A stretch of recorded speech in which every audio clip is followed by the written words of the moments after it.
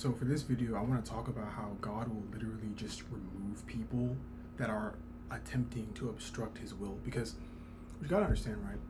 If God has a plan for something to happen, there is literally nothing in heaven or in earth that will ever stop that from manifesting. Right? Like when God anointed David, Saul was never going to succeed in stopping David from sitting upon the throne. Like David was going to be king. There was literally nothing that was ever going to stop that from ever happening. Right? Nothing. The Israelites, when they were in Egypt, they were going to leave.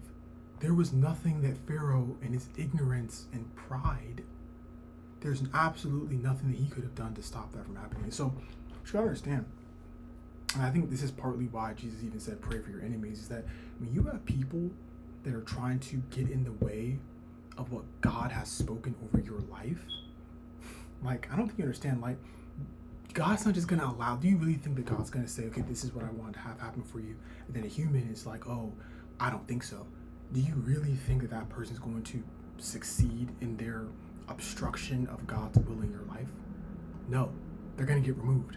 Okay, so this is what happened to Saul. Saul's trying to get in the way. Saul gets knocked off. Okay, he dies. Oh, another example could be Joseph. Now, this is a different example, but Joseph was going to be a ruler. That was a part of his destiny. So it didn't matter if his brothers sold him into slavery. It didn't matter if Potiphar's wife falsely accused him of rape and then had him imprisoned. It didn't matter if the I think it was the wine bearer basically forgot about him for 2 years. None of that was ever going to actually stop the manifestation of God's will in Joseph's life. And so what I'm trying to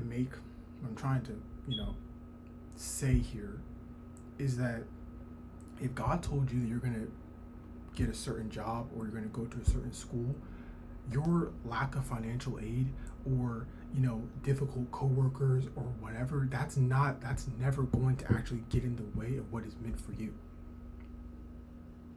Now, I think this is partly, again, why the Bible says to endure, right? Because it's not as if you're not going to face opposition, but your opposition is not going to succeed ever.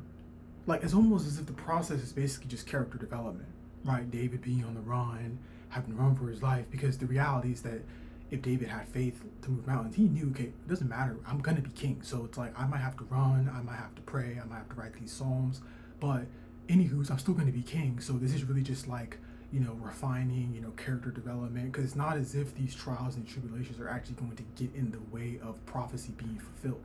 And that's where a lot of people trip. A lot of people really think that the trials and tribulations of this lifetime are going to get in the way of what is for them. Like, I don't understand that mentality. Okay, that doesn't make any sense. Like, you mean to tell me something is definitively God ordained for you, and you really think that some inconvenience of this lifetime is going to get in the way of that happening? No. And so that is why God will remove people. You all big and bad trying to get in the way of God's plan, God's going to get rid of you or remove you or otherwise dismantle obstructions in the road, because what God says will not return unto itself void. And so God's not going to say something, see that people are making it difficult for you, see that certain circumstances and situations are making it difficult for you, and allow these things to prevail. Again, you might have to go through the storm, right? You might have to go through some trials, but understand that what is meant for you is going to happen for you, and there's literally nothing you can do about it.